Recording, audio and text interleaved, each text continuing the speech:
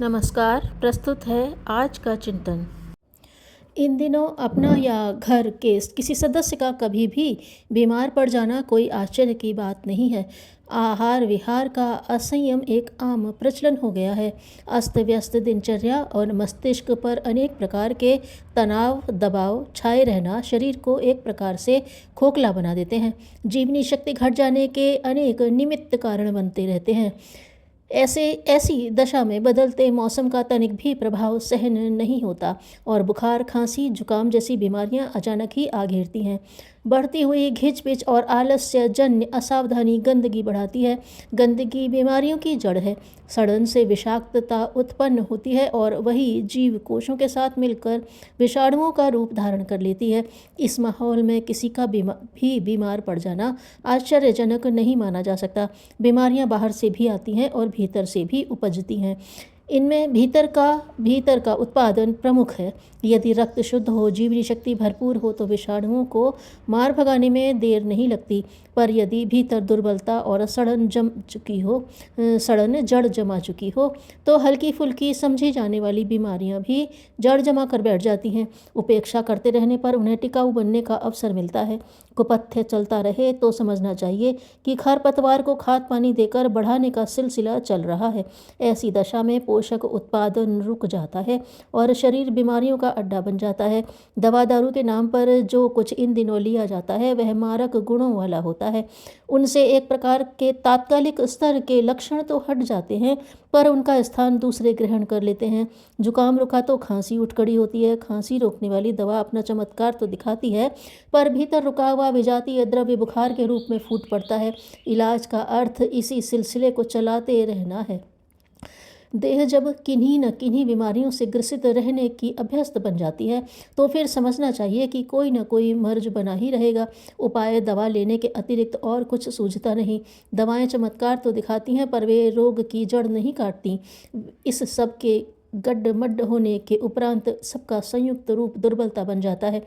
इसका कोई अतिरिक्त नाम तो नहीं पड़ता पर एक शब्द में कमजोरी कह दिया जाता है। कमजोरी का अर्थ है शरीर को साधारणतया जितनी शक्ति खर्च करनी चाहिए उसकी कमी अनुभव होना।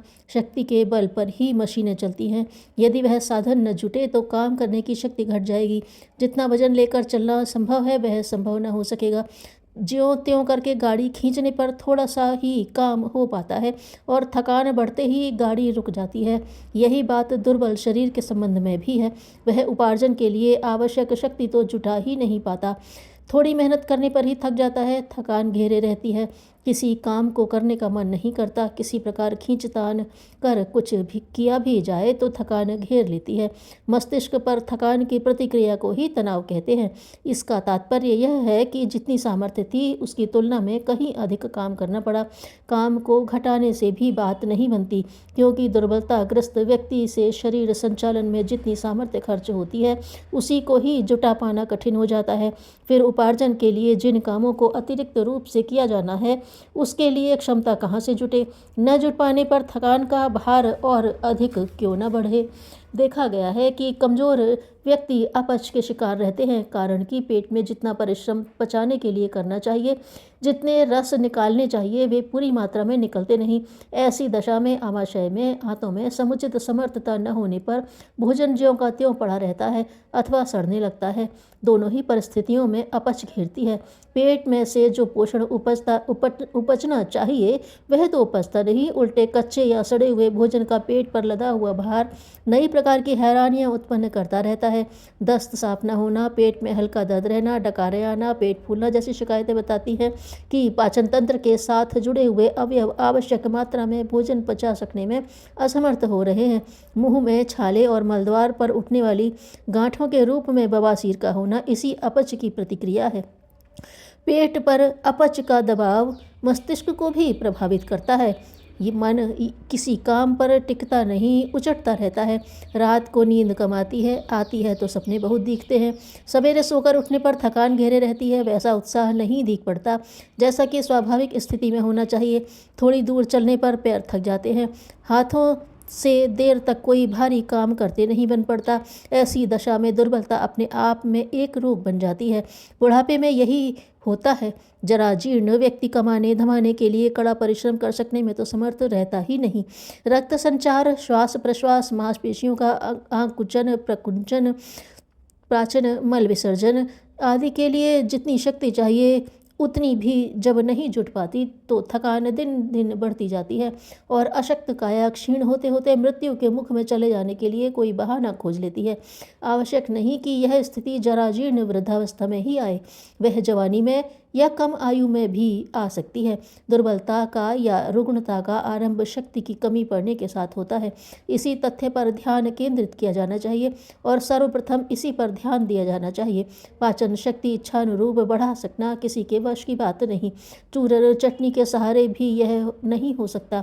किया यह जाना चाहिए कि आज की स्थिति में पेट कितना पचा सकता है, इसका 2-4 दिन आहार में घट बढ़ करते हुए अनुमान लगा लेना चाहिए। जितनी पाचन शक्ति है उतनी ही मात्रा में भोजन लिया जाए।